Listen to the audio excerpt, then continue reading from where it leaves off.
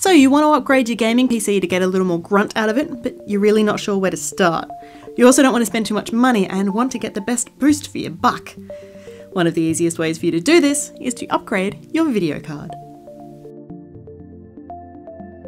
These days, high-end video cards are a two-horse race between AMD and Nvidia. We were recently able to get our hands on AMD's latest range, the Radeon RX series of cards, made up of three, the RX 460, 470 and 480. Now, while you might think that different models simply come with differing amounts of bells and whistles, it's worth noting that different generations of the same card don't just change the frame rate of your game, they also change what the game looks like, the features you can enable in the game, and even the resolution of the game that you're playing. So, let's take a look at these three and figure out how they differ from each other, and that means getting a little technical. All three support HDMI and DisplayPort, and both the 460 and 470 also feature DVI-D. The main difference is speed and computing units and how many monitors they can support. The RX 480 runs at 1120MHz with 36 compute units and either 4GB or 8GB of RAM. The RX 470 comes in with 928MHz, 32 compute units and 4GB, while the RX 460 runs at a quicker 1090MHz but with only 14 compute units and 2GB of RAM. As for how many monitors you can plug in, the 460 supports 3, you can use 4 with the 480, and the 470 supports a massive 5 monitors. All three support 4K and they all feature FreeSync, enabling a FreeSync supported monitor to sync up with the same frame rate as the card. Other supported features include Crossfire to support multiple cards in the same computer, AMD's iFinity for multi-display gaming support and support for virtual reality, as well as DirectX 12 to get the best graphics from the latest games. But what does this all mean for gaming and, importantly, for your wallet? In short, good things. These three AMD cards are some of the best value for performance on the market, marking some of the best performance for minimal spend. Although they might not be the fastest available cards out there, that award goes to the Nvidia GTX 1080 or Titan X, they certainly are among the best for price.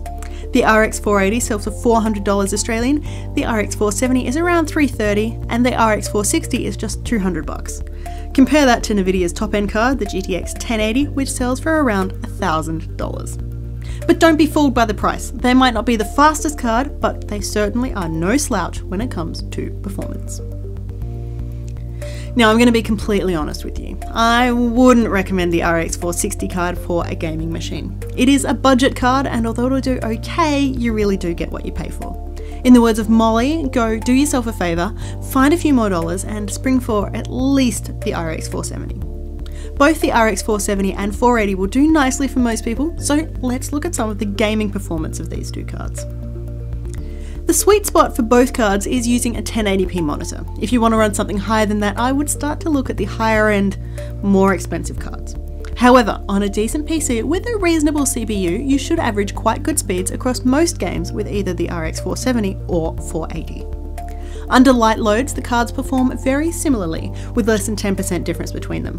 But under heavy load, which is where it really matters, you can really see the difference.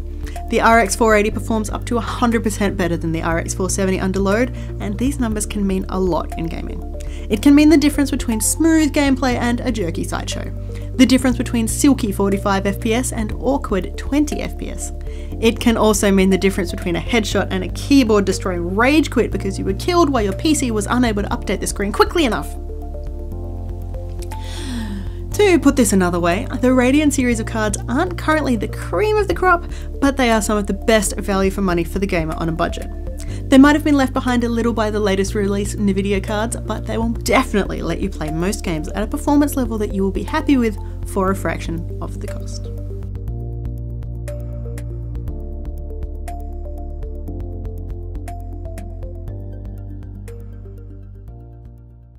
And that's about it for this edition of Player Attack. Thanks for watching.